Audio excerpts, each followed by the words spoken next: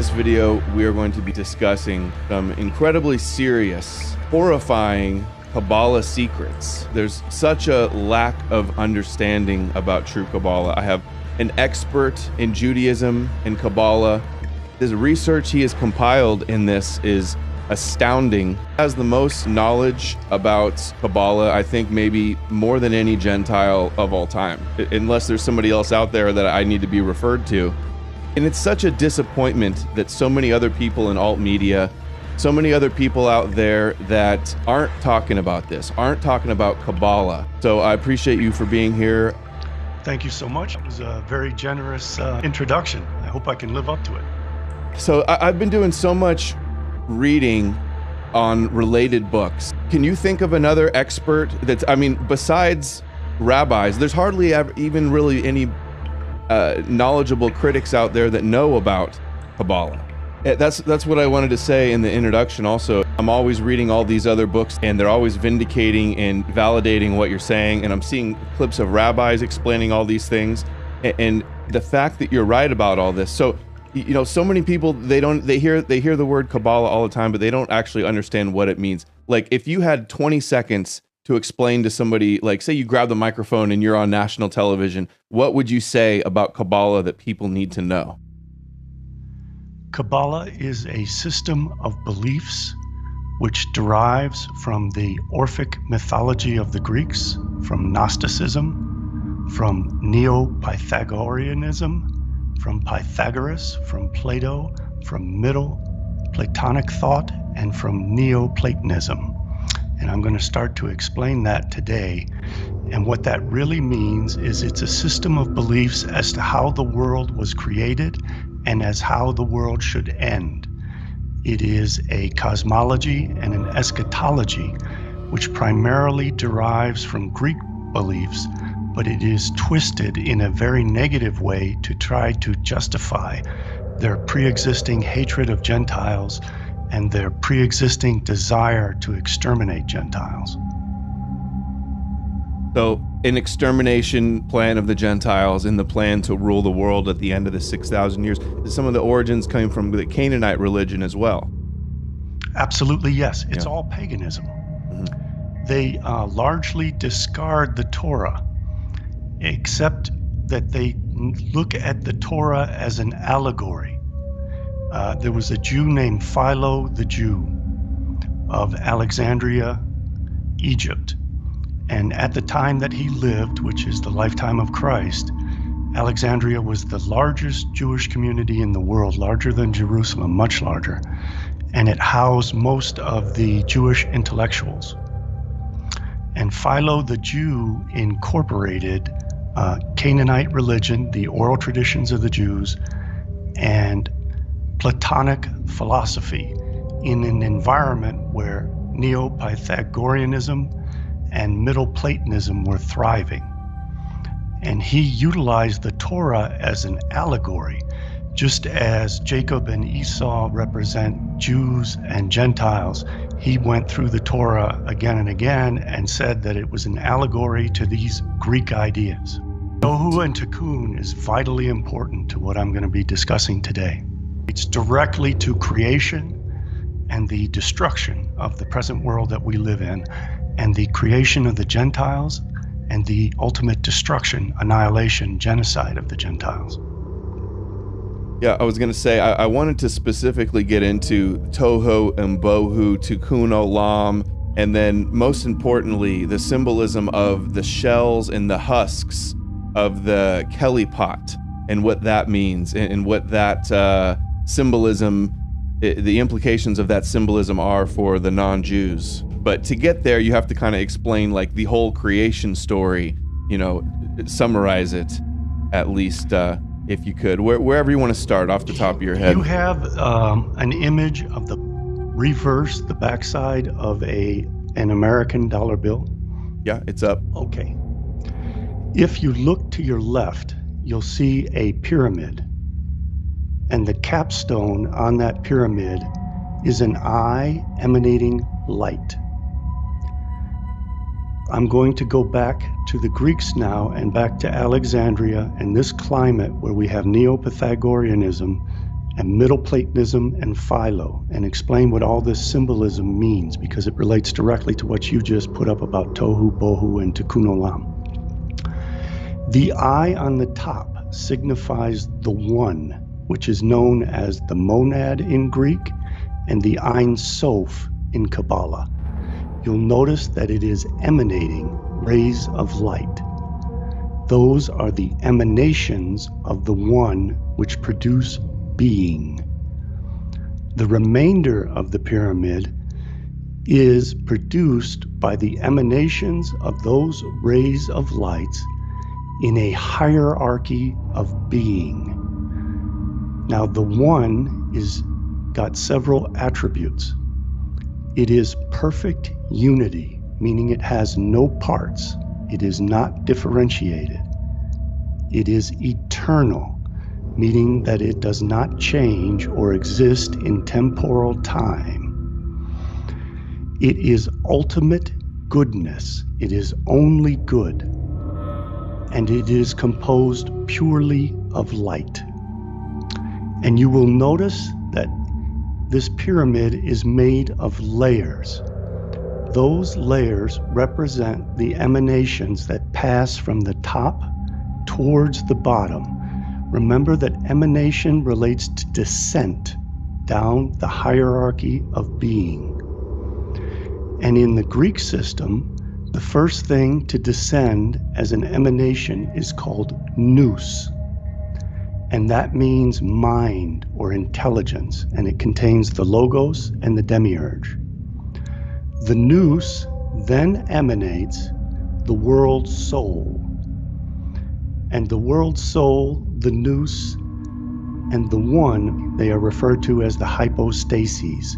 The proto-theos is the first God, the one. The deuteros theos is the second God, or the nous.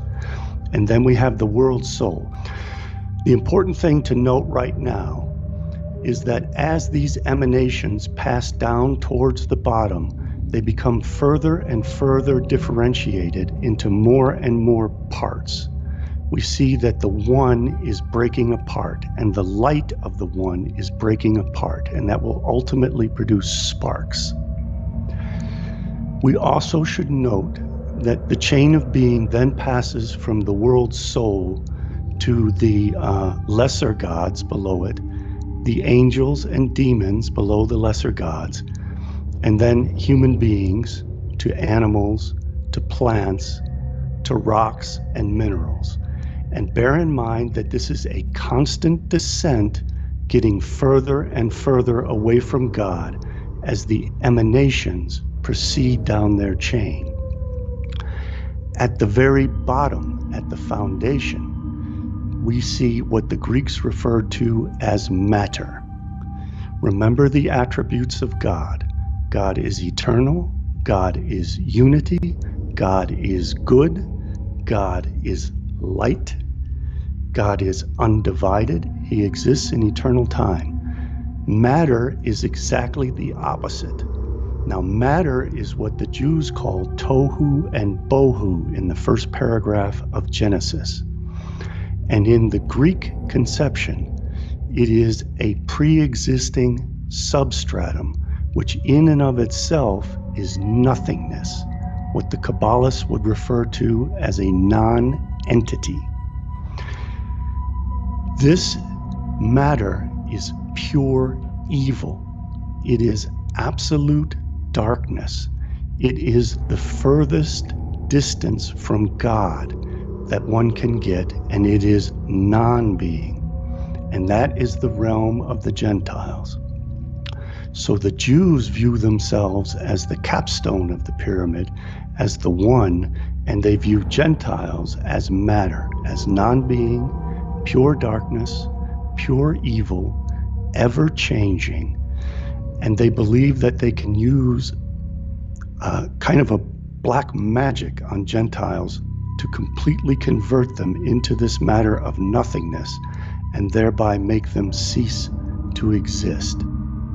Kabbalah is based almost entirely on this Neoplatonic conception that the one emanates its light and that those emanations continue down the chain of the Sephirot, you can see that on the tree of life, those lines going between the Sephirah, from Keter to Chokhmah to Binah, etc., all the way down to Malkut. And that is the descent of the emanations. Now remember that this descent makes things more divided, more changing, more evil, and further from God. There is an opposite route that goes back up to God, and that is the route which the Greeks referred to as epistrophe. An epistrophe is descent. Now in Genesis chapter 28, verses 10 through 19, it discusses Jacob's ladder. Now, as I said, Kabbalah takes the stories of the Old Testament and of the Torah specifically as allegories. And this allegory of Jacob's ladder is the ascent of the angels up and down the ladder to the gates of heaven, as well as the descent down the ladder to the gates of hell.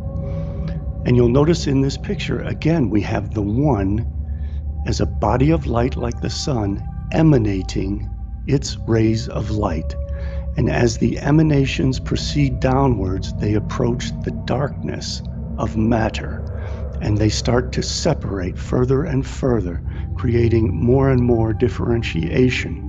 And you can see that they break down into sparks, and that those sparks become greater in number, less significant, and more shrouded in evil darkness as we proceed toward the base of the hierarchy of being. Now, the Kabbalists view themselves as wanting to engage in epistrophe. They want the ascent up the ladder towards the one. And Kabbalists practice the old ancient belief of the mystics and in mysticism that there can be an ecstatic reunion with the one. That ecstatic reunion with the one means that the Kabbalists utilize knowledge, wisdom, and understanding to elevate themselves up the ladder, the great chain of being, as it's called, the hierarchy of being. And by doing that, they lose their sense of self. It is referred to as the death of the ego, and they become one with the one, not separated from it, not differentiated, not temporal and changing, but the perfection of the one that they refer to as the Ein Sof. And the mystics said that that was an ecstatic transcendence that one experiences when they ascend the hierarchy of being through epistrophe, and that is the opposite of emanation. Instead of the light being projected downwards from the one, the Ein Sof, it is the light returning back to its origin, back to the one, so it forms a cycle. And then it becomes what Aristotle referred to as the final cause. It would be the goal of the emanation to ultimately return through epistrophe to the one, so that the many are returning to their source. Now, if we go back to the dollar bill, would that be possible? Yes. There's a lot of symbolism there that we can now understand better. If you can go over to the pyramid, at the base of the pyramid, you'll see that it says 1776 in Roman numerals. It utilizes Roman numerals because that signifies gematria, because the letters are also numbers, which is the basis of gematria. Anuit Cryptus is composed of 12 letters, signifying the 12 signs of the zodiac and the 12 tribes of Israel and Judah. The Novus Ordo Seclorum is New World Order and signifies the world to come. In the world to come, the Jews will have elevated the earth along the hierarchy of being to equal what is in heaven, the throne of God on the seventh heaven on the planet Saturn. So they are going to be making the earth like the planet Saturn. And the method that they will use to do that is to destroy matter and destroy the Gentiles. And I'll get into that in a bit with the shattering of the vessels and how this Greek conception of the hierarchy of being is mutated through Kabbalah into a plan to exterminate Gentiles. If you go over to the part with the eagle and the stars, I can explain that symbolism and how it relates to our story. Okay. You'll see above the eagle that there are 13 stars. Again, when stars are differentiated like that, it represents the sparks of Kabbalah, the emanations as they proceed down the chain of being and become further and further differentiated and further enshrouded in darkness in the shells and husks of the darkness of chaotic matter. Remember that matter is tohu and bohu of Genesis. You'll see that those stars are arranged in the pattern of the Star of David with a star in the center. That star in the center represents the temple in Jerusalem. And the Jews believe that there are 6 directions or dimensions: north, south, east, west, above, and below. And the Star of David signifies that. But the Star of David is initially the Star of Remphan, and it signifies the planet Saturn. E pluribus unum means out of many, one. Now you will recall as we descend, as we emanate from the one down the hierarchy of being, the beings become more differentiated, more particular. They are no longer unity. And at the base of matter, they are infinite. So what this is symbolizing is taking that many, which are the Jews, and restoring them to the unity of the one, which is the Ein Sof. And that is what the Kabbalistic symbolism on the back of the dollar signifies. And it's a good introduction to Kabbalah. And it was Freemasons that put this on the dollar bill, and Freemasonry is based upon Kabbalah and Temple of Solomon and basically Judaism themes. If you can get that image, William Blake's painting of Jacob's Ladder again. So again, we see the one emanating light. Going down the hierarchy is emanation. Going up the hierarchy is epistrophe, rising. E. Michael Jones would refer to it as the rising of the Logos.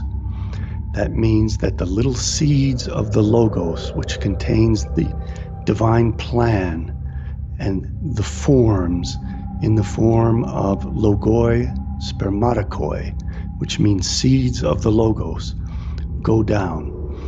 Now, the way that this is explained in Kabbalah from its roots in Greek philosophy is that as the emanations of light project their light onto the blank substratum, which is chaos and void, the matter referred to as tohu and bohu, at the very bottom rung of the chain of being, those forms which exist as ideal forms in the nous, in the mind of God, which is the first emanation, those little seeds come down and give forms that we can perceive that chaotic matter. Now in Kabbalah, those forms take the form of Jews having different souls from Gentiles. Jews have those little sparks, the logoi spermatikoi, within their souls. Their souls contain those sparks of divine light as the differentiated emanations of the Ein Sof. But in Gentiles, those sparks are not contained in their souls. They simply loosely hover over the Gentiles so that the form of the Gentile exists as a phantasm, as a non-being in that chaotic matter. And that is why the Zohar refers to Gentiles as tohu and bohu. It means that they are simply reflected shadows and forms that are caused by these sparks of the emanation, but do not contain these sparks. That means that if the Kabbalahs, through the process of tikkun olam, can raise those sparks, which hover over the Gentiles, they will free that light, and then epistrophe will occur, and the light will elevate up the chain of being, up the hierarchy of being, and escape from the Gentiles, who are shells of darkness and who are purely evil. When that happens, those sparks, which gave form and existence to Gentiles, will no longer be in the realm of chaos and void, tohu and bohu. Therefore, the Gentile whose spark is elevated will cease to exist and will resolve back into nothingness. Matter is nothingness. It is pure evil. Now, Adam found some quotes from Schneur Zalman and Joseph Yitzhak Schneerson that he asked me to analyze. And this is the basis upon which we should analyze those quotes. Because Schneerson, who was the 6th Rebbe, utilized his Kabbalistic black magic to defeat Gentiles by resolving them back into non-entities.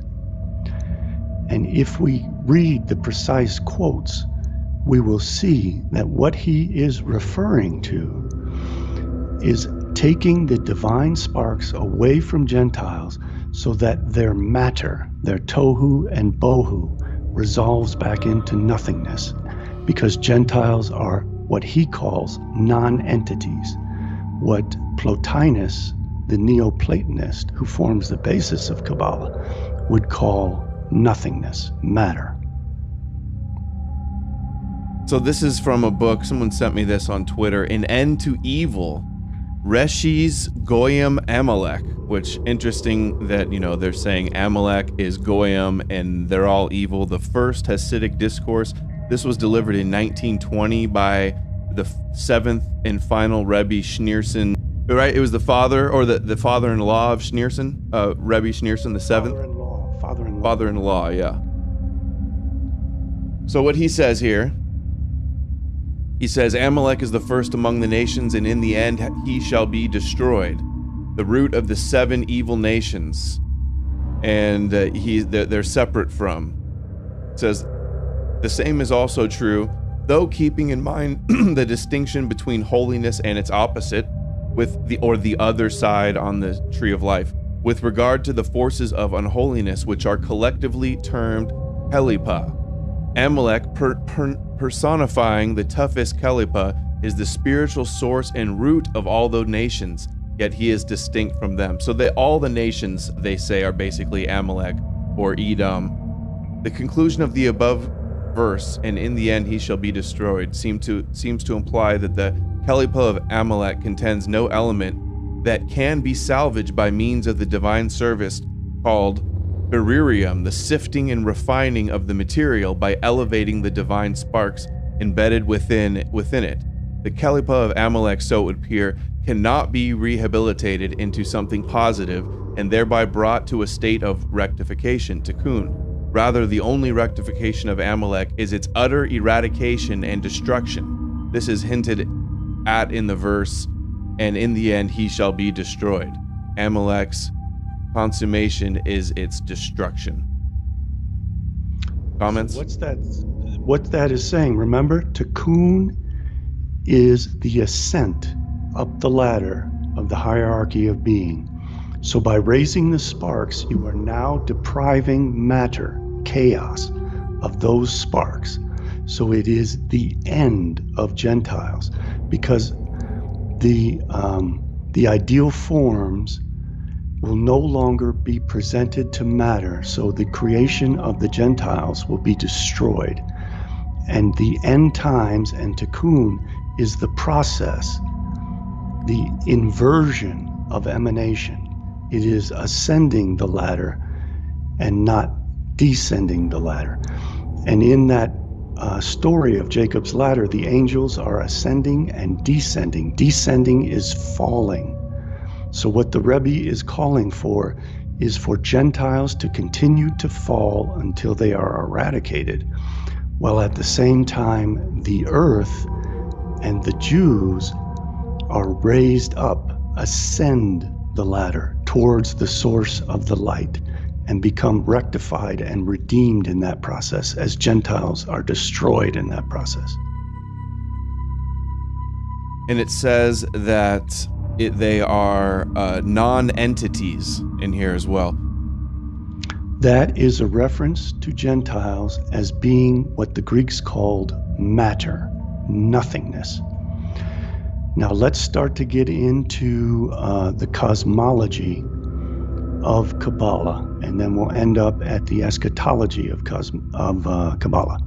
So we're going to get into the creation myth. And in that cosmology, again, it mirrors the Greeks, that there was a pre-existing chaos and void, which is called tohu and bohu in the Torah. Now, this is a system of pantheism in both the Greek and Kabbalah, because what happens is the Ein Sof, which is the one in the Greek, in the Kabbalistic system contracts itself. Remember that it is perfect unity, light, eternity, undifferentiated. So in order to create beings, there has to become the particular. There has to become differentiation, a multitude of things. And there has to be a space and a time in which these things can take form and in which they can change. Because again, the one is eternal. There is no change within it. So the Ein Sof, as its first act of love, contracts itself. And this creates an emptiness, a chaos, and a void into which it then emanates the first emanation of the tree of life, Keter, Adam Kadmon. And this emanation of light then projects its light to the next emanation, Chokhmah, which then projects its light to Binah, and so on, all the way down. And as it descends, it gets further and further from God. But the Kabbalistic system deviates a little bit from Plotinus' system at this point.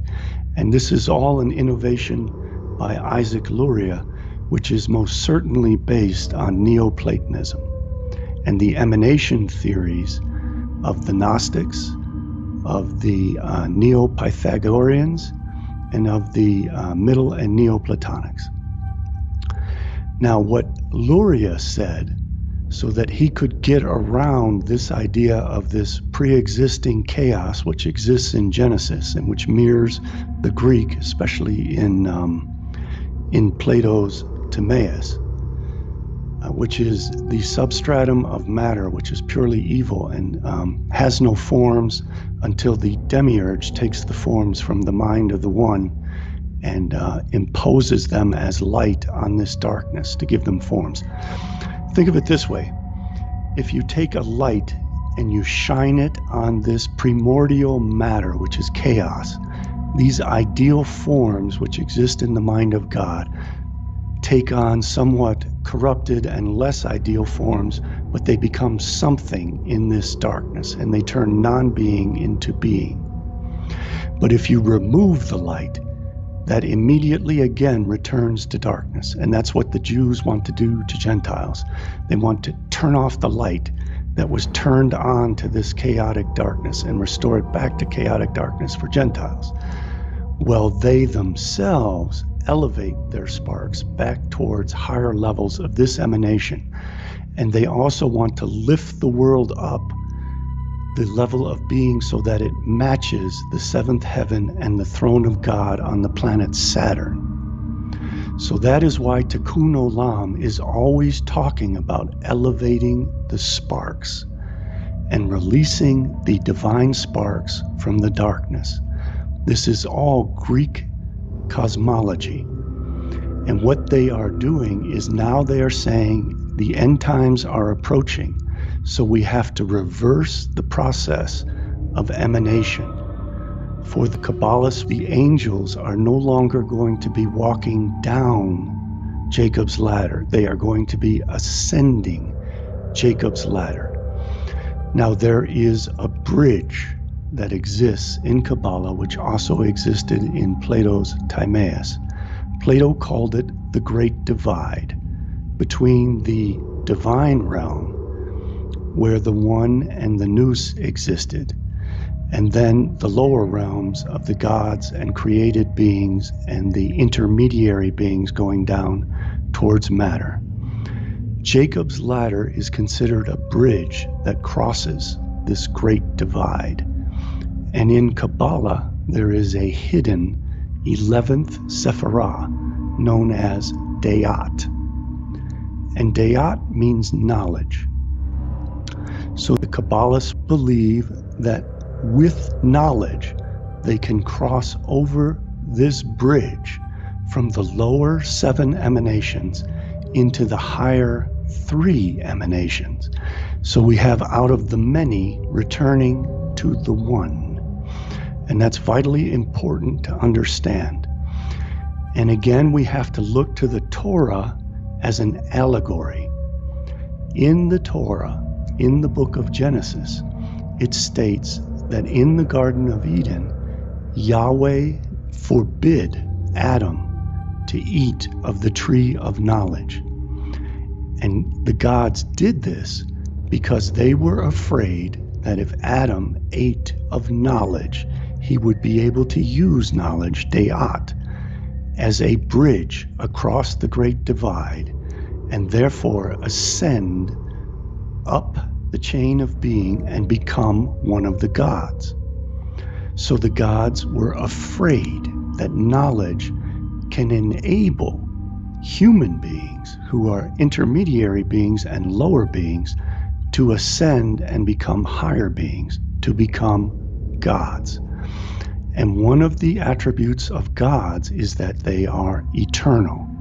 So knowledge becomes the tree of life, and the Torah is the source of this knowledge, and the Torah is referred to by Kabbalists as the tree of life. And you would think that it would be called the tree of knowledge, but it's not, because knowledge creates divinity and causes one to ascend the hierarchy of being so that it thereby becomes the tree of life. So this is vitally important to understanding the Kabbalistic agenda, because just as the gods tried to prevent mankind from eating of knowledge and gaining Dayat so it could cross the bridge over the great divide between the realm of the divine and the realm of the mundane, the Kabbalists tried to prevent Gentiles from gaining knowledge. Because just as Adam was punished with death when he ate, or when Eve was tempted and grabbed the fruit of the tree of knowledge, the Kabbalists condemn Gentiles to death for gaining knowledge. In the Babylonian Talmud, folio 59a, which states that any Gentile who gets the knowledge of the Torah deserves death. So again, the Jews are constantly modeling themselves allegorically after what their gods do, and the story of the Garden of Eden and forbidding the Gentiles from gaining knowledge drives the Gentiles down the Jacob's ladder towards matter, towards becoming nothingness without knowledge, because that knowledge also helps to create their form. So if they are deprived of knowledge, they will descend down into nothingness. If the Kabbalahs consume knowledge and safeguard knowledge just as their gods did, then they will ascend Jacob's ladder and return to the first one emanating all of the light. This story is repeated in the story of the Tower of Babel. Again, the Tower of Babel is ascending towards a higher state of being and entering into the realm of the One. It becomes Jacob's ladder, allowing all of humanity to ascend to the gods and cross over the great divide. It becomes the bridge, the dayat of knowledge. And this, just as it scared the gods that human beings should obtain knowledge, it scared the gods that these human beings bearing axes were going to climb into heaven and become gods and idol worshippers at the peak, at the top of the Tower of Babel. This is very important to understand because we are being persecuted in the exact same way allegorically. Because what the gods did to prevent this unity of humanity, at the time all human beings spoke the same language, which means that they shared their knowledge and they were able to pass along knowledge to one another and to their children so that knowledge would not have to be regained in every generation. In other words, they were allowed to progress up the hierarchy of being, up the chain of being to become gods. And that scared the gods. So what the gods did was they shattered the Tower of Babel, shattered all the knowledge, and lowered human beings down the chain of being back into the realm of matter and material. And at the same time, they made every human being speak a different language so that there could be absolutely no unity among human beings. Remember, unity is an attribute of the One. So they differentiated human beings, stripped them of their knowledge, and stripped them of their ability to communicate with one another and share their knowledge and allow their knowledge to progress, especially from generation to generation. So the Tower of Babel is actually a repetition of the story of the Garden of Eden, conveying the exact same lessons to the Jews. Now the Jews view themselves as gods of the earth, just as Yahweh and Shekinah are gods of the heavens. And they want to make the earth as above, so below, and they want to perfect the earth so that the earth rises up the chain of being to heaven. In order to do this, what they do is they atomize Gentiles. They pit Gentiles against one another, which is the same lesson as the Tower of Babel, of creating different languages.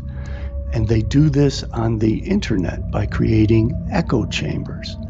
These echo chambers are the exact same process as the Tower of Babel, where everyone has the potential to speak one language on the internet.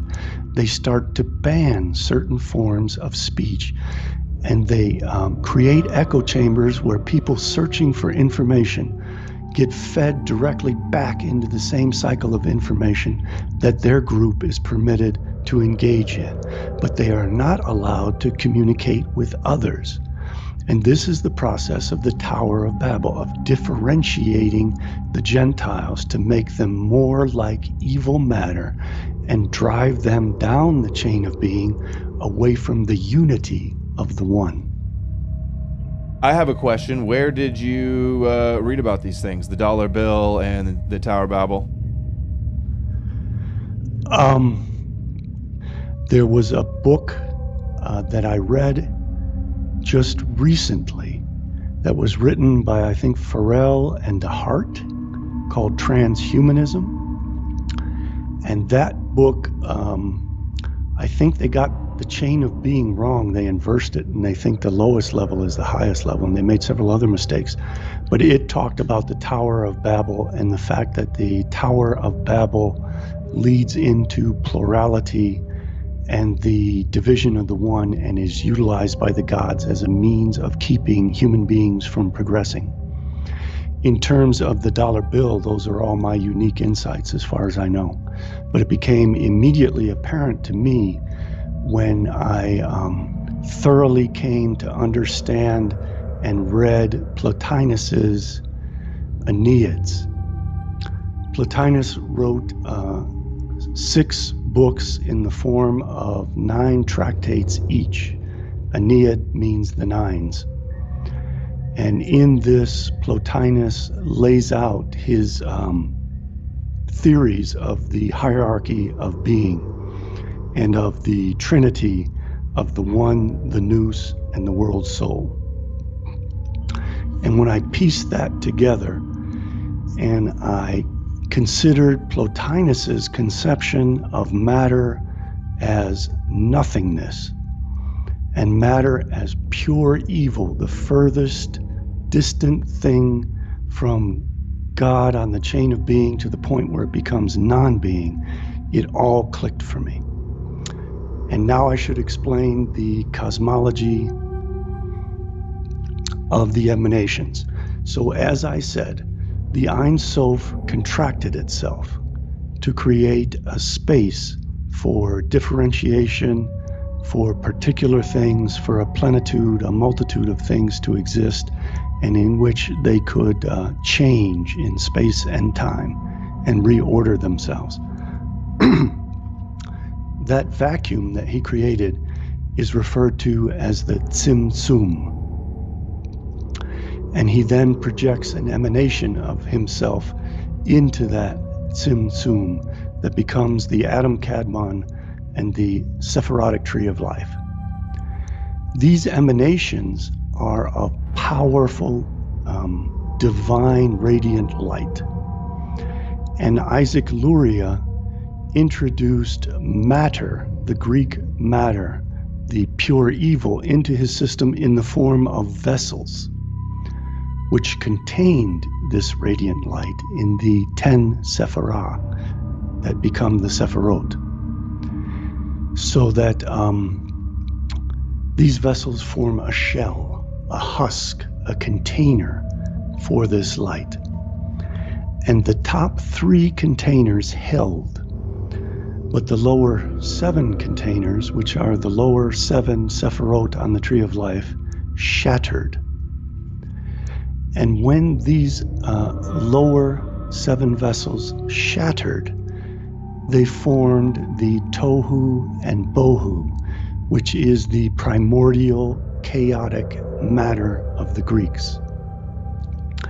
And it was only the sparks of the divine light which scattered when the 7 vessels shattered that give any kind of intelligible form to these shattered shards, the supernal refuse, as it's called, this garbage of pure evil. The Gentiles remain this garbage of the pure evil. The Jews are the divine sparks, and they can free themselves and enter a higher realm of being, but the Gentiles cannot, because if the Gentiles free the sparks that are attached to them, they descend back into Tohu and Bohu and become the matter of non-being and nothingness. Now the Jews, I think in Shabbat, in the Babylonian Talmud, Folio Shabbat, Folio 88a or 88b, I think it is, state that as long as there is a single Jew alive who studies the Torah, the state of being of the universe will continue to exist. But if every Jew were to abandon the Torah, then all of the knowledge would be lost and the entire world would dissolve and resolve back into Tohu and Bohu and become nothingness. So that is why the Kabbalahs view it as vitally important that they become Jacob in the tents studying the Torah Well, Esau is the animal, the darkness, the shells, the Kelephot, out in the fields providing the means for sustenance for the Kabbalahs to engage in this Torah study. So all of these Greek ideas are utilized as a justification for their pre-existing hatred of Gentiles and their belittlement of Gentiles, because they place Gentiles on the lowest rung of the ladder of being, and they place themselves on the highest rung of the ladder of being as polar opposites. They are the light, they are goodness, they are eternal, they will inherit the world to come. Gentiles are exactly the opposite. Gentiles are pure evil, Gentiles are pure darkness, Gentiles are temporal as opposed to eternal, and will cease to exist.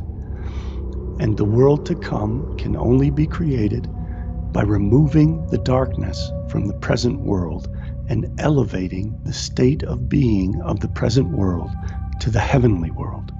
And that entails killing off the Gentiles. Just wanted to show something real quick here. This is the Megillah 6a. It's the Talmud. It says, God said to him, Esau is wicked. Isaac said to God, yet will he not learn righteousness? Just like we read earlier, can Amalek be rehabilitated?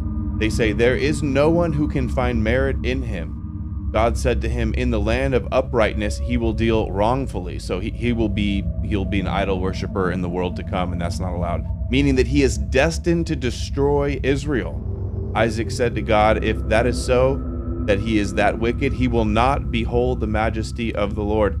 This concept that Esau hates Jacob, we are genetically predisposed to anti-Semitism because we're jealous and mad that they stole the birthright. So they believe that, and then at the same time, they also teach in the Talmud. Can I interject a few insights into that last passage, because I think it's significant. Yes. Well, if go ahead. Can back up and show it. He will not behold the majesty of the Lord. That is the ecstatic reunion with the One that the mystics had long before Talmud and Kabbalah came into existence. That is elevation. That is epistrophe, ascent up to the higher planes and up to this ecstatic reunion with God. Now, Esau cannot rise up the ladder of being. He has to descend because he is composed only of material.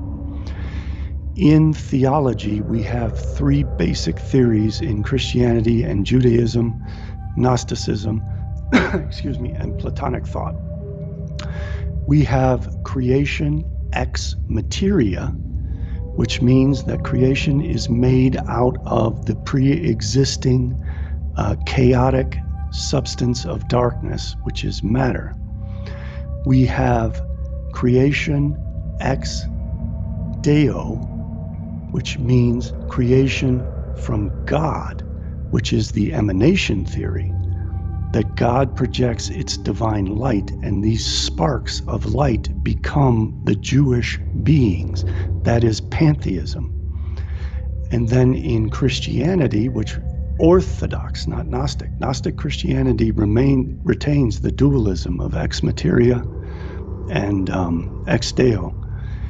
But in Orthodox Christianity, we have something new, which is creation ex nihilo, which avoids the pantheism of Kabbalah and Gnosticism. And in ex nihilo, God does not create the universe from itself, as it does with emanation theories. It simply creates it from nothing. So there is not this chaotic pre-existing matter. But the Neo-Pythagoreans of the 1st century BC to about the 2nd century BC, and they stated that matter is pure evil. And that is the justification that the Jews use for claiming that Esau is pure evil. Because Esau is flesh? How is Esau flesh, but they're not? Esau is composed ex materia from the original pre-existing chaos of tohu and bohu. And this is interesting because they're also relating here in the Talmud Esau to Germania, which they believe that's what they believed with Germany must perish, is that if they don't eliminate Germany, which they believed was Amalek, they pinned as Amalek, then they will go on to destroy the world. So, right. The world will resolve back into tohu and bohu. If the Gentiles continue to exist past this 6,000-year limitation Kabbalahs have imposed on themselves to complete the work of Tikkun Olam, of restoring the Holy One. Do you see how it says Isaac said before the Holy One? Mhm. That equates to the one, the monad of the Greeks. So they become elevated. Again, we are going from the particular towards the ultimate unity. It is the experience of losing oneself, the death of the ego, abandoning the conception that human Jewish souls are separate. They believe that all of their souls come from what the Greeks called the world soul, which they call Shekinah. That is why we see all these New Age philosophical systems trying to tell us that we are all one soul and we should unite. That is the root of all these Kabbalistic beliefs, is the Greek conception of the world soul that creates the finite soul, and that we have to be selfless and abandon our sense of individuality and differentiation so that we can experience the orgasmic, ecstatic experiencing of the loss of self and becoming one with the one. And what does it mean to be cut off and the world to come and the shells of darkness? Can you get in a little bit more of that? How is the shells of darkness story meaning the elimination of the Gentiles? The shells of darkness were formed when those 10 vessels were created by the Ein Sof to contain the powerful radiating light of the emanations. The lower 7 of those vessels shattered, and they created the materia, matter. They created what Kabbalah refers to as kelephot or klipot. Those are the shells. That is the chaotic matter, which is pure darkness, the exact opposite of the One, the Holy One. It is pure darkness. It is temporal. It is ephemeral. It is constantly changing, and it only takes form when the emanations of the divine sparks shine upon it. But in taking form, it forms shells, husks, which hide the ideal forms and therefore corrupt them and introduce evil to them. So it is the mission of the Jews to separate these divine sparks from the shattered vessels, which turned into shells and husks, concealing these divine sparks, and freeing these divine sparks so that they can be elevated and climb up Jacob's ladder towards the gates of heaven. It is the process of creating the ascent. And we have to look at this as a constant cyclical flow. They are constantly driving the Gentiles down because they believe that the Gentiles are demons and shells. They are driving it down the chain of being, the hierarchy of being, towards raw matter. Well, they are lifting the Kabbalahs up the chain of being by freeing the sparks from this matter. And in terms of Greek thought, what they're doing is freeing the emanation through allowing it to have knowledge and allowing it to have wisdom and understanding, which elevates the light back to its source. And they drive the Gentiles down by depriving them of knowledge and this light. They are also doing this with transhumanism. And that is, they are feeding us corrupted foods to drive us down the hierarchy of being to become mineral. And they are doing this first by veganism, to keep us from eating meat. Recall that the next level down in the hierarchy of being from human beings is animals. So they want to keep us from eating animals. And you are what you eat, so they are practicing alchemy and spiritual alchemy against Gentiles and driving them down. So that when the Gentile diet is deprived of meat, Gentiles descend further down the hierarchy of being towards absolute darkness. They next have corrupted plants with GMOs and fertilizers, which are composed of minerals. So they are now turning plant matter into mineral matter, which drives us further down the chain of being, and which corrupts our food source and is driving human beings down the hierarchy of being into minerals. And they are also making meat out of plants, which has been made out of these minerals and which has been genetically modified, which has changed its mineral structure. So all of these attacks on the Gentiles are meant to lower the status of our being down the hierarchy of being into becoming the purity of the Caliphate, which is darkness, and at the same time removing any trace of the light that shines from the sparks that hover above us from us, so that we become nothingness. And that is what the Rebbe is referring to when he says the Gentiles are non-entities. And what he's really saying is that the forms of Gentiles are only phantasms, are only ghosts, which appear to the Jews but are not real being. And they only appear to the Jews because there are lingering sparks of the emanations that are shining on these shells of material, of matter, of darkness. And that if the Jews can elevate those sparks of light through the process of tikkun olam, they can remove that light that is shining on the matter and thereby get rid of these ghosts, these evil spirits that are Gentiles, and Gentiles will just disappear. But in terms of practical Kabbalah, which is like practical magic, they are utilizing their knowledge, their science, to do all these things. And the attack is taking the form of the attack of corrupting the diet and the genetics of human beings to make human beings into minerals, which is the lowest level of the chain of being.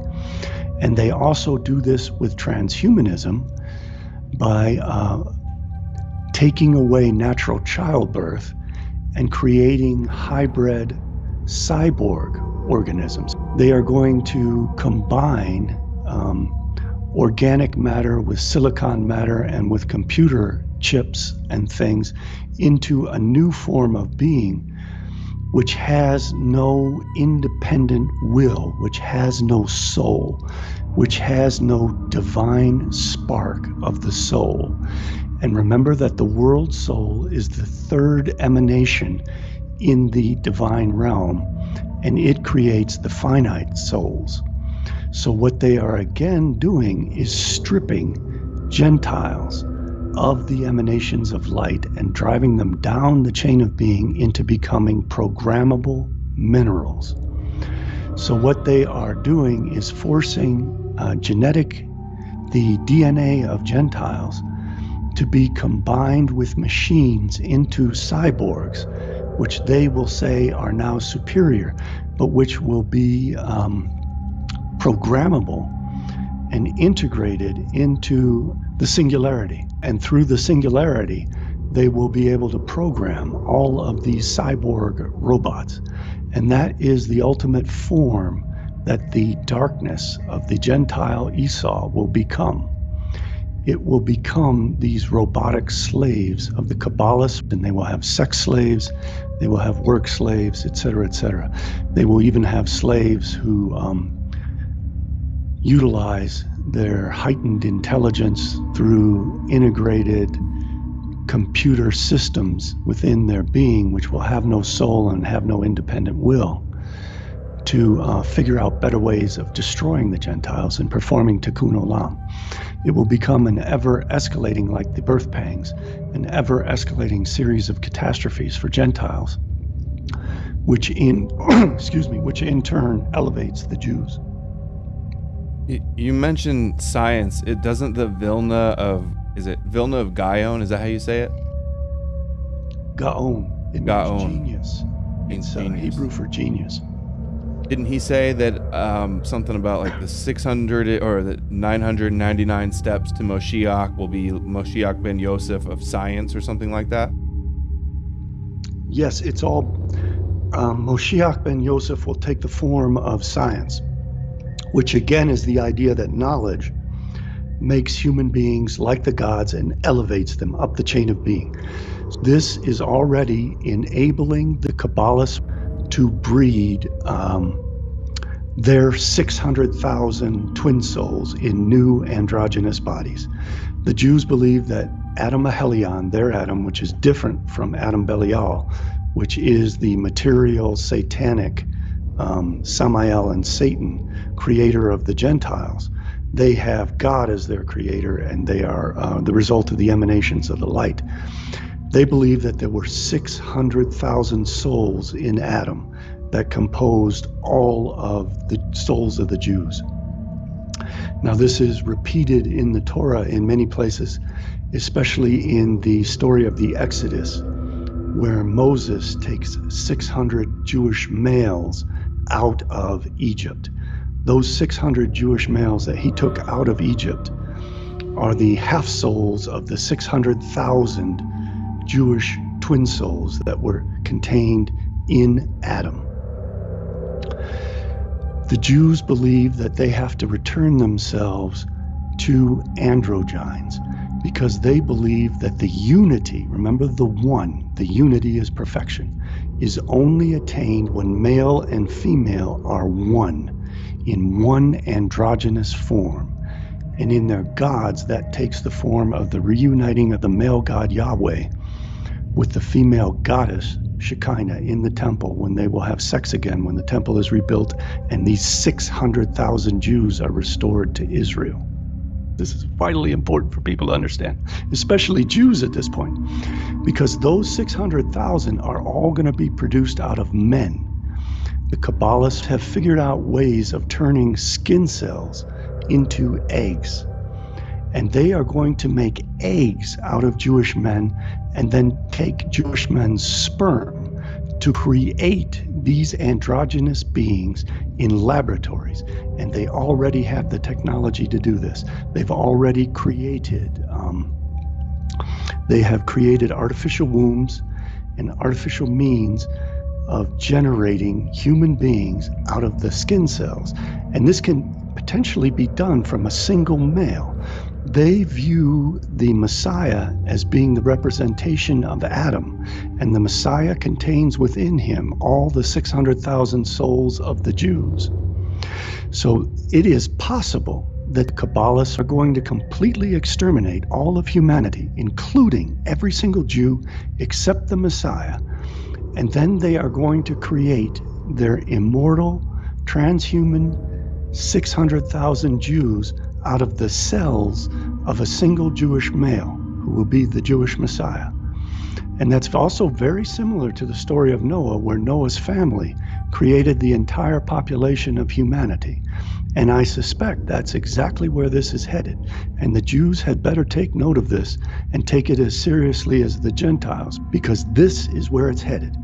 They want to eliminate all of humanity except for 600,000 androgynous abominations that they are going to use to populate the nation of Israel. These 600,000 abominations will be composed either of 600,000 Jewish males or of a single Jewish male, and no DNA from Jewish females will be utilized in the process.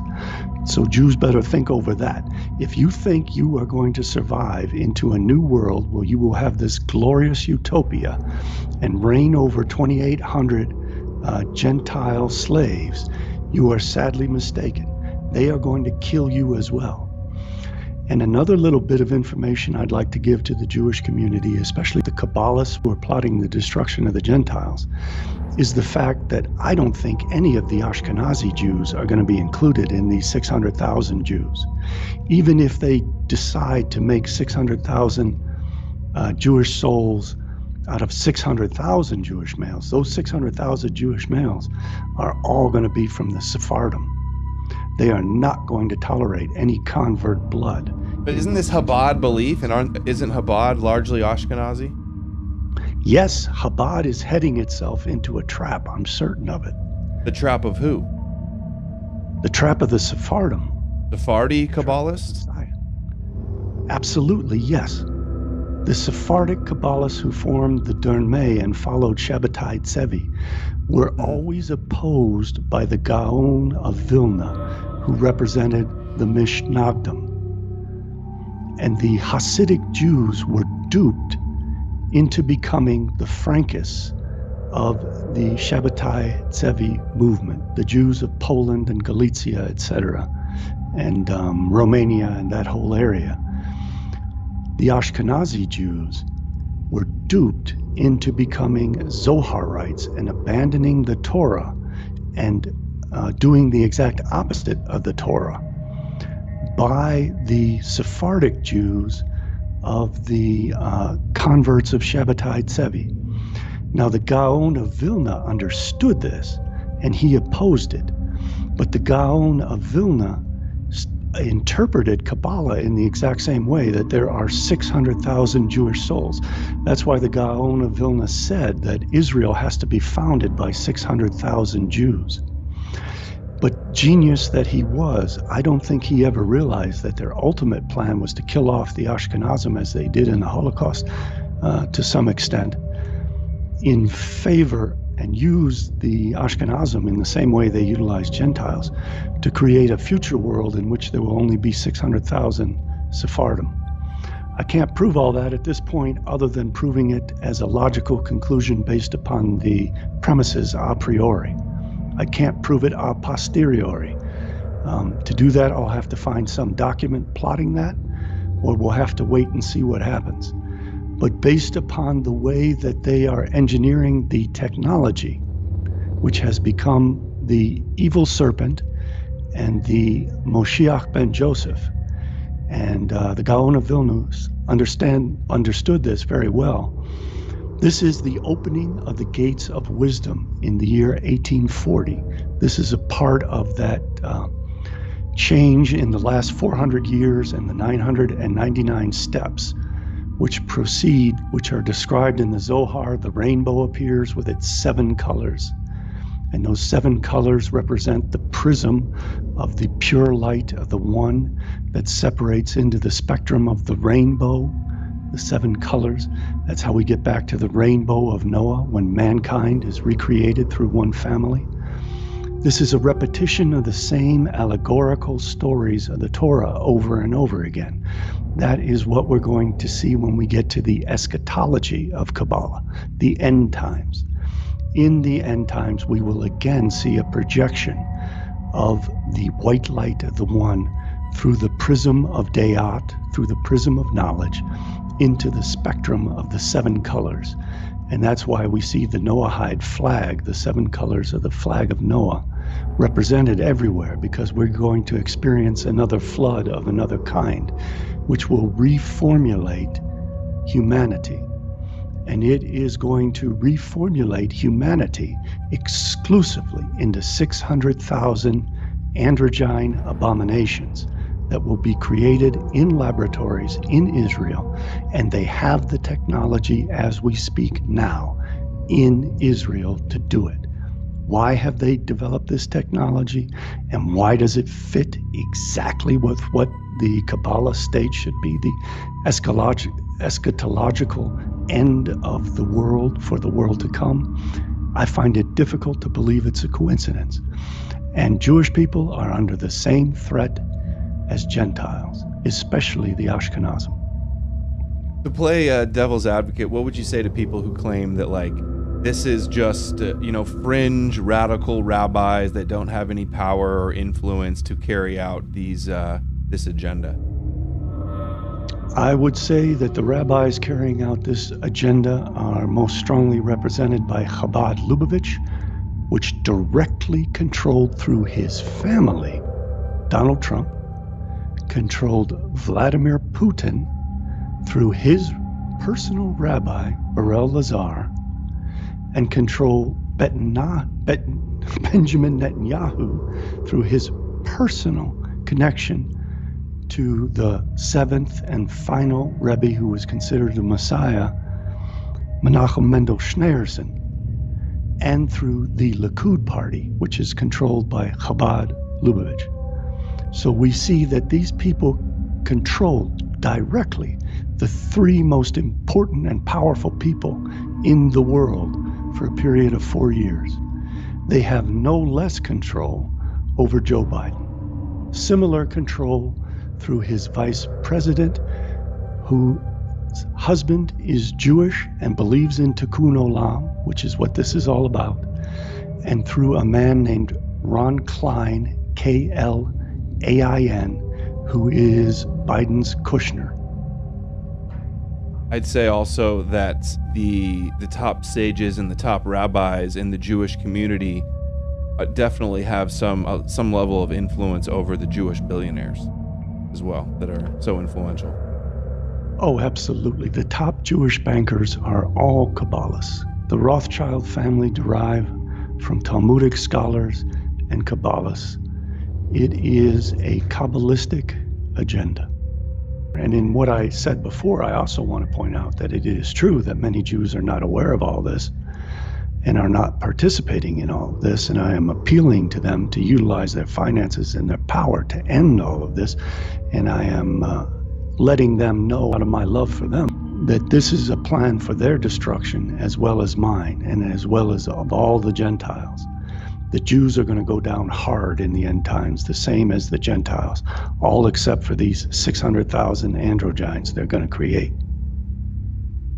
Can you talk a little bit about the 6,000 years and the 6 days of creation and what year we're in now and what that means, and how they're prepping for the end times, like the Sabbath and Shabbos Goys? A little bit on that, please. Yes.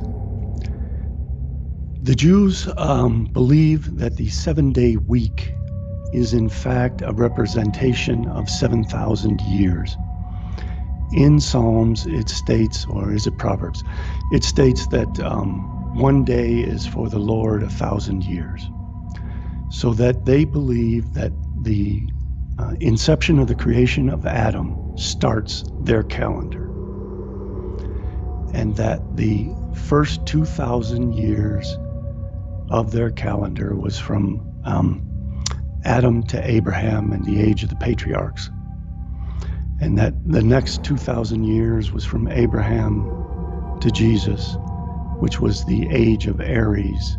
The first age was Taurus, the golden calf, the bull, which gives rise to Aries, the goat, the sheep, the ram's horn, and the Jews. That gives way to Pisces, which is the age of Christianity. And in their scheme, it's really 2,150 years, I believe, but they calculated it as 2,000-year periods of each of these ages of the zodiac. Remember that the world of the material is created with temporal time, and that temporal time is cyclical, and the zodiac has 12 signs, and we run through the zodiacs in this 6,000-year period. This 6,000-year period is the period that begins with the emanations of Adam Kadmon. Again, this is all taken by the adepts, the ones who really know Kabbalah. They don't literally think it was the beginning of creation. They see it as an allegory of the beginning of civilization. So 6,000 years ago, civilization started. Now, what was the age preceding Taurus? The age preceding Taurus was Gemini, the twins. Who are the twins that existed before civilization? The twins were Jacob and Esau. You have a pre-existing polar opposite of materialistic, evil Gentiles as the twin Esau, and you have the twin Jacob as the divine light, the eternal twin who will survive this 6,000 years. After Pisces, we have the age of Aquarius. Notice that the age of Aquarius is represented on the zodiac as a single man. That single man is Jacob. It is only Jacob who survives the cycle of the zodiac, going from Gemini to Aquarius. We see the age of Pisces is the twin fish. The twin fish are Christianity and Judaism, molding the age of Pisces to perfect the world by creating an empire that the Gentiles, Christians, will create. And at the end of the age of Pisces, which was about the year 2000 on the calendar of Anno Lucis, the Gregorian calendar, on Anno Lucis, it's the year 6000. On Gregorian, it's the year 2000. But on the Hebrew calendar, which is the calendar that the Gaon of Vilna used to calculate, it hasn't happened yet. We're not yet to the Hebrew year 6000. 5781. So there's only, if these guys have their way, we have 19 years left before they have to eliminate Amalek and Esau. Well, it's a little bit more than that. I think it's more like 200 something years. But anyway, we are approaching it, and they will do it as soon as possible. In that last 400 years, they try to accelerate things and make it worse and worse, just like the pangs of birth of a woman. Her contractions become more frequent and more severe as time passes. And that's what they want to have happen to the Gentiles.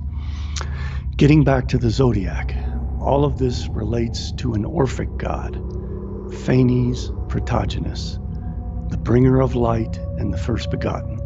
If you look at a picture of Phanes Protogenus, you'll see that Aries is at the peak of the zodiac. So he's right in the middle of that, and that was the age of the Jews.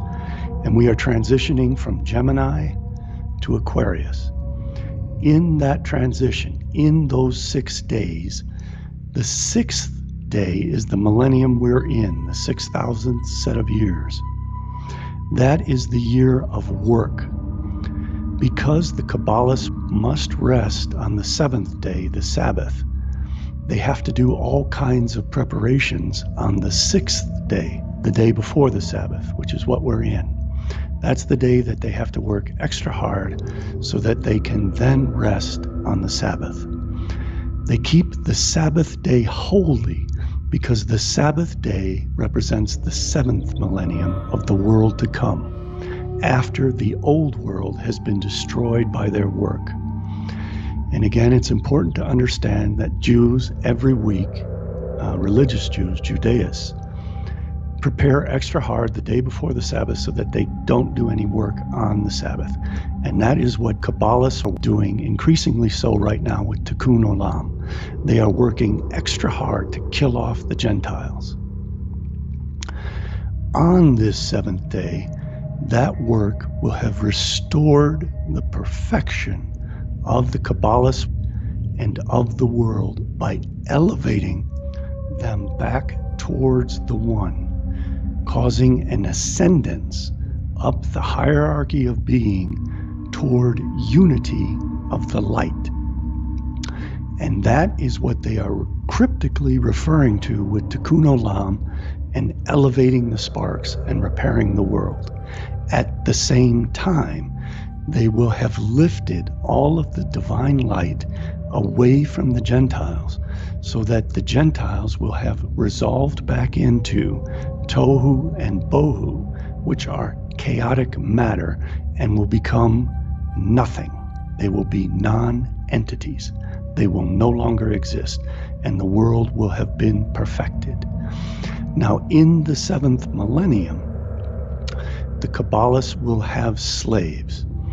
In the old days, I don't think they fully envisioned what they see today as being these cyborg, transhuman, post-gender abominations of programmable robots, cyborgs, connected to this matrix of the singularity with no soul or no will to serve as their slaves. In the old days, they envisioned that they would have 2,800 Gentiles in the seventh millennium to be their slaves, but that's no longer the plan. They're going to completely exterminate Gentiles because they have to, as the process of tikkun olam, as the process of eliminating the shells, the kelephot, the klipot. They have to get rid of Gentiles in order to perfect the world, in order to do tikkun olam and elevate the light of the sparks. They do tikkun olam by observing the 613 mitzvahs, and 3 of those are about destroying, cutting off the seed of Amalek and the memory of Amalek. And Amalek, it's anybody that doesn't believe they're chosen. It's conflated to mean all Gentiles. It's conflated to mean Esau. They say it's a descendant of Esau and just like Esau. So even just that's another example of the extermination, annihilation of Esau and Amalek in the end times. Absolutely, and it is specified in the Zohar that Amalek is tohu and bohu, meaning material chaos. So the process by which they engage in these mitzvot is removing the light, removing knowledge from Gentiles, atomizing Gentiles like the Tower of Babel, separating Gentiles so that they cannot unite against the Kabbalahs, just as they pit Christians and Muslims against one another. That is the same thing that happened with the Tower of Babel.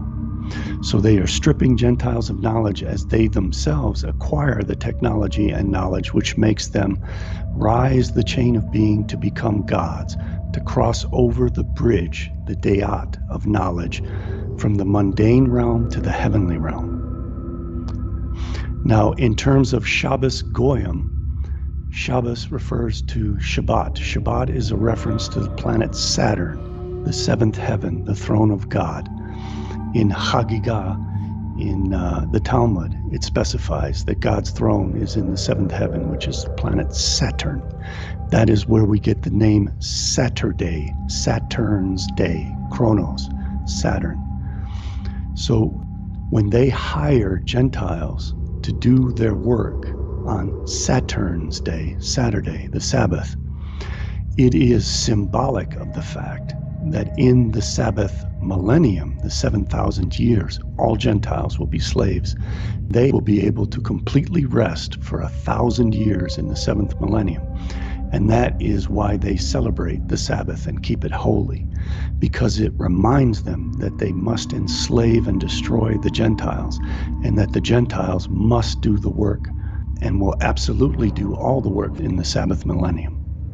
Can you touch on the scattered sparks in Kabbalah and how that's related to Adam and Eve and the exile of the Jews?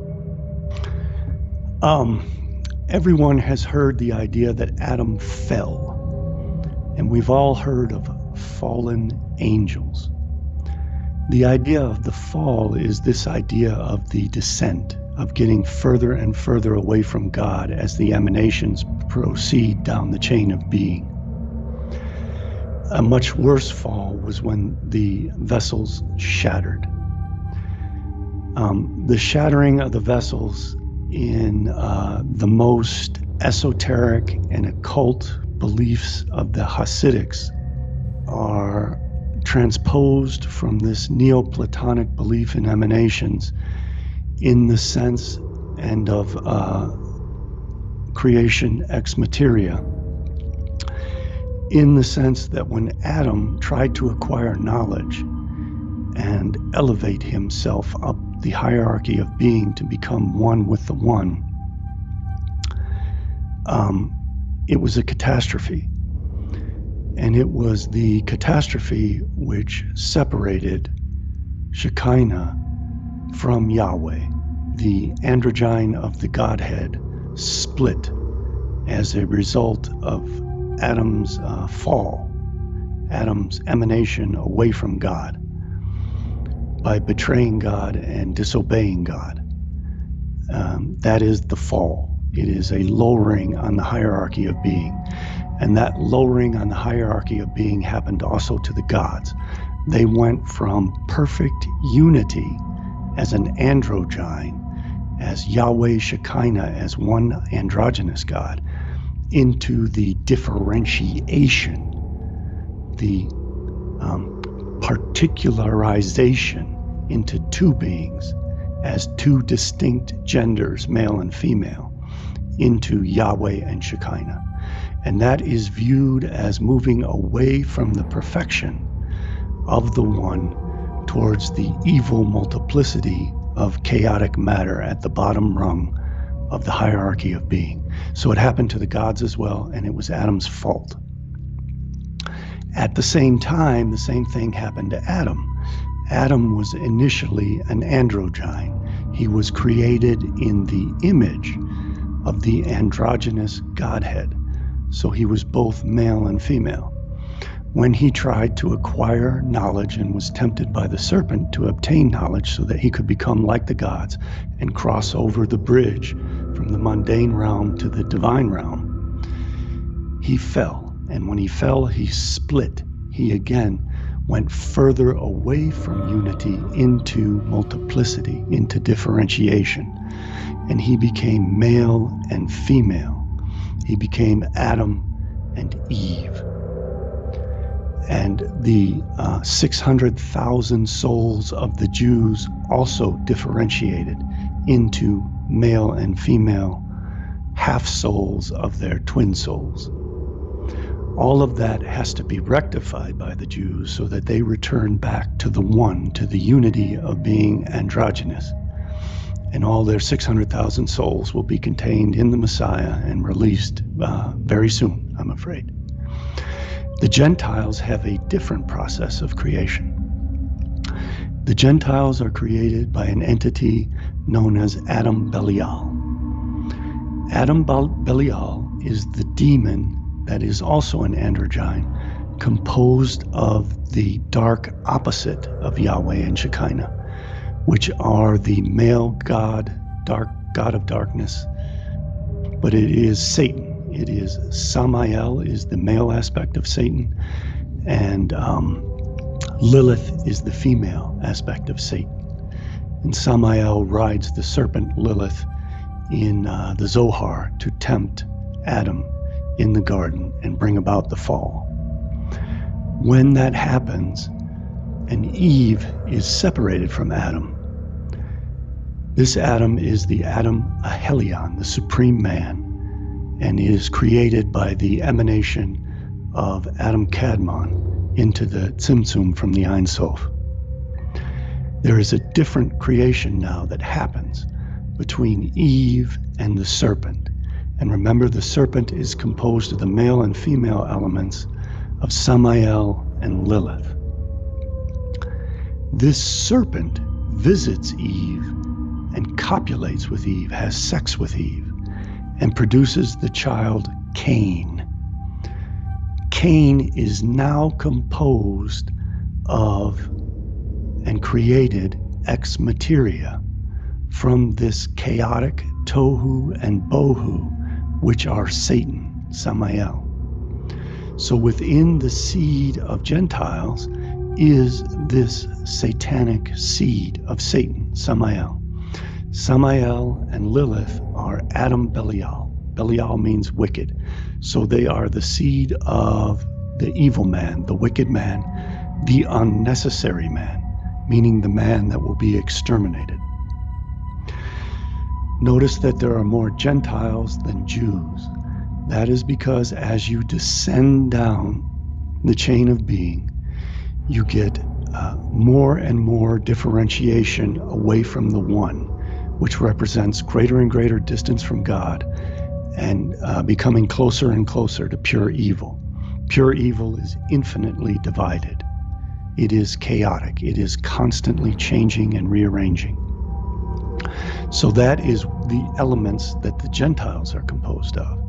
So the Gentiles derive from Adam Belial, who is Satan in the form of Samael and Lilith, who are the serpent who infused their seed into Eve to produce Cain.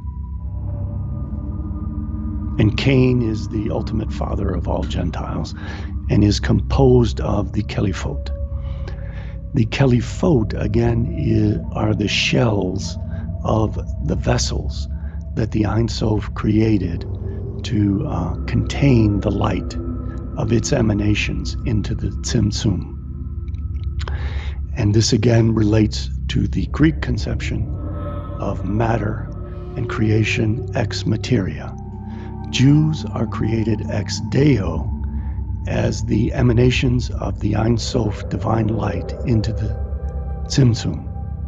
Gentiles are created ex materia as the formation of the vessels out of matter, out of evil and nothingness, to contain the light and the forms of the light, and 7 of those shattered. And the shattering of the vessels occurred at the same time as the fall of Adam. And this produced the shells which became Satan, the demons, Lilith, and Samael, and the Gentiles. And they are referred to as Caliphot or Klipot, and the various singularities and pluralities of those terms. So I just saw somebody in the chat object and say that the Kelipot has nothing to do with Gentiles, but that it's shadows. So I just wanted to refute that real quick. Here's one way I'll do it. Gershom Scholem, he was the professor of mysticism, so Kabbalah, at the Hebrew University. Well-known scholar. He says here, the Gentiles who are designated as Esau or Edom will suffer the opposite fate. They receive their light in this world at a single stroke, but it will depart from them gradually until Israel shall grow strong and destroy them, when the spirit of uncleanliness shall pass from the world and the divine light shall shine upon Israel without let or hindrance. All things of the peels or the husks or the shells of darkness, that's the hindrance. All things will return to their proper order, to the state of perfection which prevailed in the Garden of Eden before Adam sinned. In the redeemed future, uncleanliness, i.e. the Gentiles, and the unfit, and death will be abolished. And here's one more, same book. Lurianic Kabbalah strove to inculcate in every Jew a sense of duty to elevate the sparks and to bring about the ultimate tikkun of creation. It said, all Gentiles are referred to as profane and Kelipa, whereas Israel alone is called sacred. All the other nations are profane. So one of the most... It's just a singular form of Kelipot. Exactly. So the Gentiles, Edom, Amalek, Kelipa, they're all the same thing. This is all code, and they have all these stories about how we're evil and that we have to be eliminated in the end times.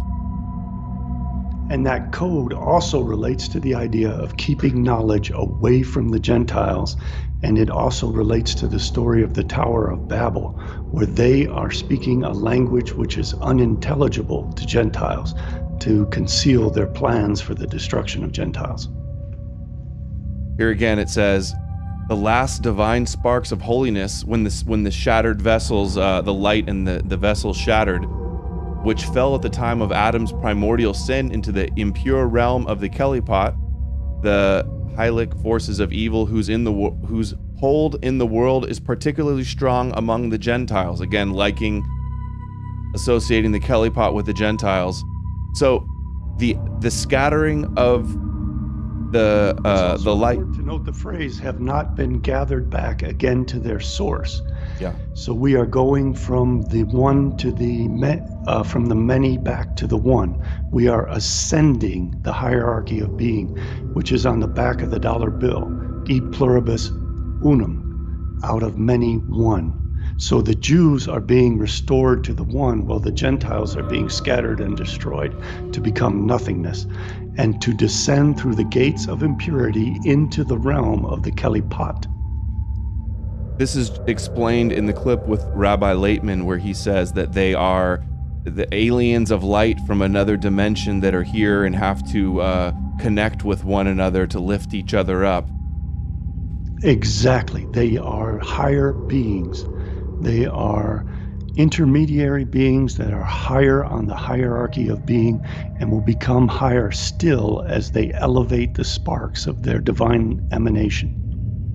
And just as Adam and Eve sinned and were kicked out of the Garden of Eden, and in the creation Kabbalah story, the shattered vessels, the light scattered, the Jews were scattered into exile, and they have to return and be lifted up and return back and destroy the Gentiles.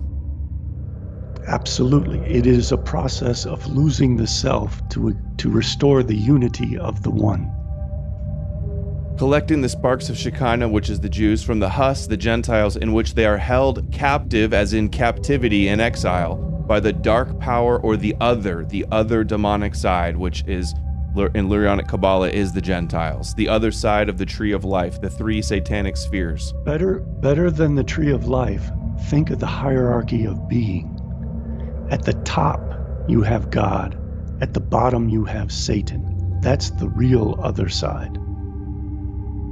And here also, Israel's exile is not a consequence of its sin at all, but it is rather part of a plan designed to bring about the destruction of the Kelipat all over the world. That means the extermination of the Gentiles. The kingdoms of evil, or the Gentile nations, will collapse of itself, for its existence is made possible only by the divine sparks in its midst. So the world only exists because of the Jews. That's that teaching. See, that what you said is true, but what it means in terms of what I'm explaining is that the divine sparks are like the logoi spermatikoi.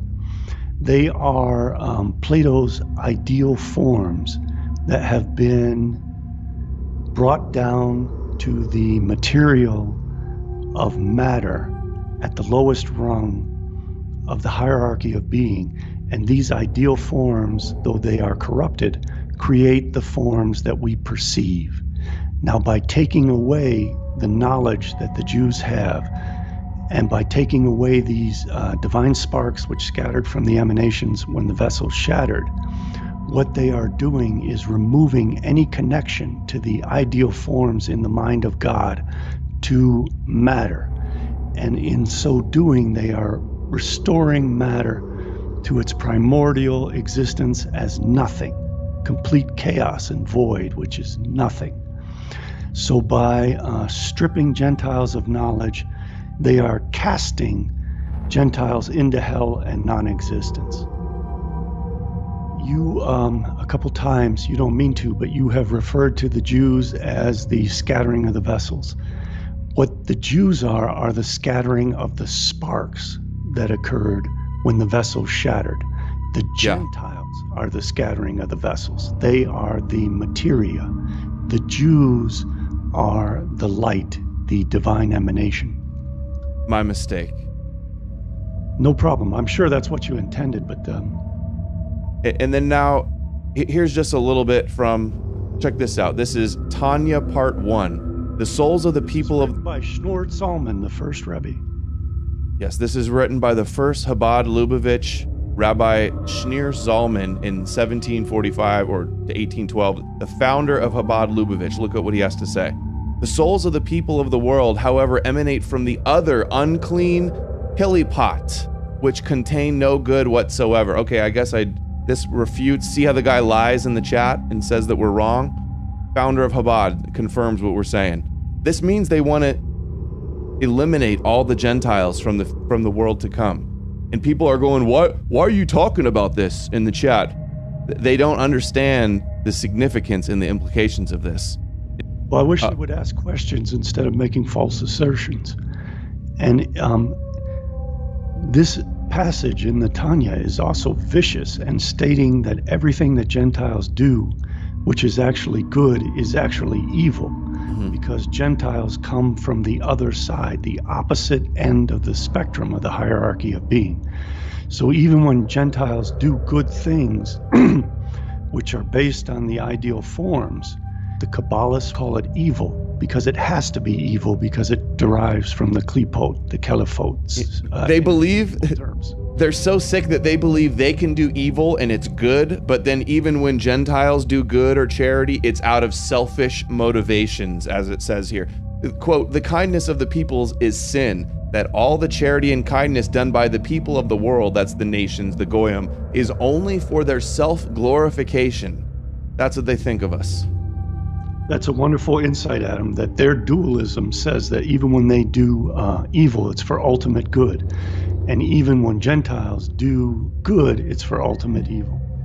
Which is why they like Gentile anti-Semitism more than leaders that are good to Jews, actually. At least they have in times in history.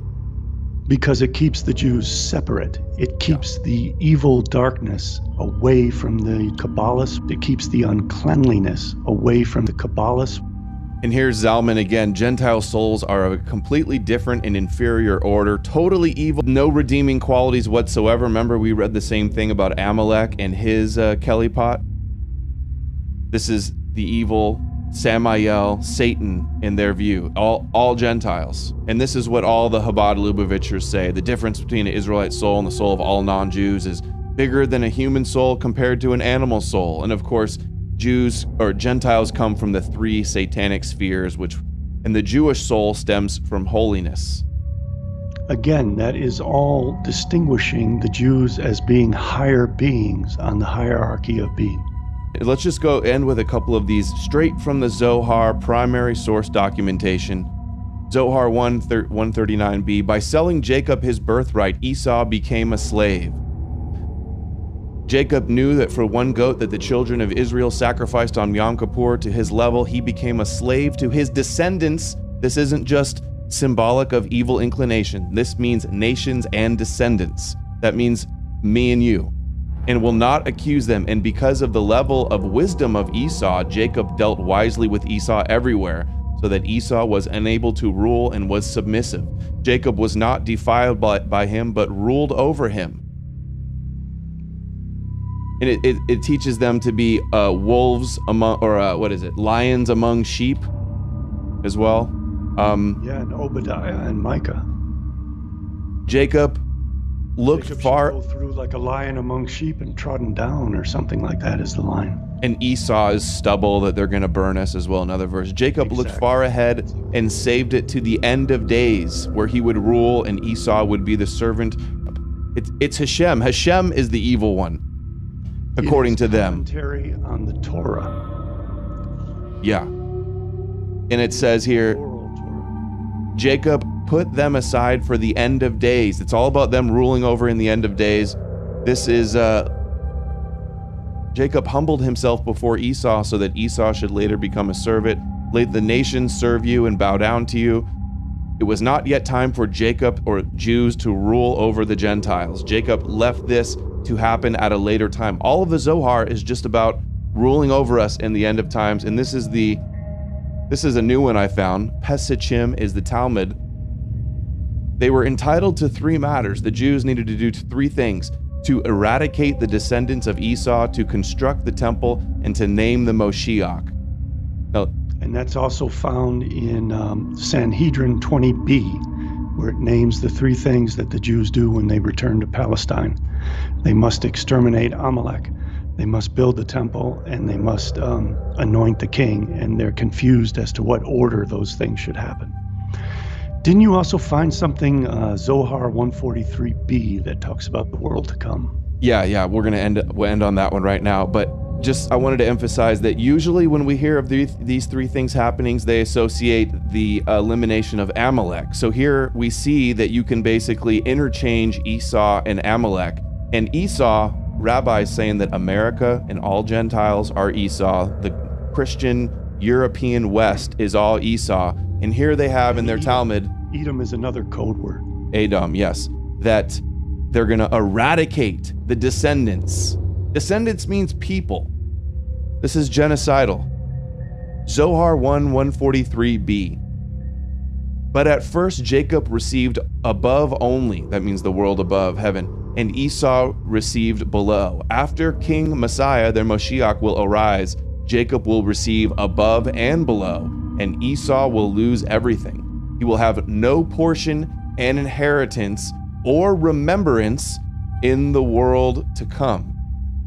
And the house of Jacob shall be fire, and the house of Joseph a flame, and the house of Esau for stubble. For Esau will lose everything, and Jacob will inherit both worlds, this world and the world to come. Remember, we were supposed to debate those Kabbalah, Kabbalah.info, the big Kabbalah website, Rabbi Laitman's people. They were all enthusiastic about debating us. They're like, oh yeah, we'll debate. Funny, once they saw my debate, they didn't want to debate anymore. Because nobody has been... Where have you seen people show you this many Zohar sources and talk about these things and the shells and the husks of darkness and Adam Belial? Where have you heard any of this stuff? Nowhere. Is this not something important that people need to know about? Their planned religion to genocide the Gentiles? Absolutely, and that is why they are employing the allegory of their gods in terms of the Tower of Babel and the Garden of Eden. They are keeping Gentiles from biting of the tree of knowledge, and they are scattering and using coded language like the Tower of Babel to keep Gentiles from uniting against them and from understanding their plans. And they are so bold that they assert that all their plans to exterminate us and to kill off the human race are in fact altruistic, and they call Tikkun Olam the great and noble thing that Kabbalahs are doing to bring light unto the nations. They're glamorizing Kabbalah as if that's going to be the solution to heal the world and to save the Gentiles. So they're hiding, they're disguising our destruction as if they're saving us. Exactly.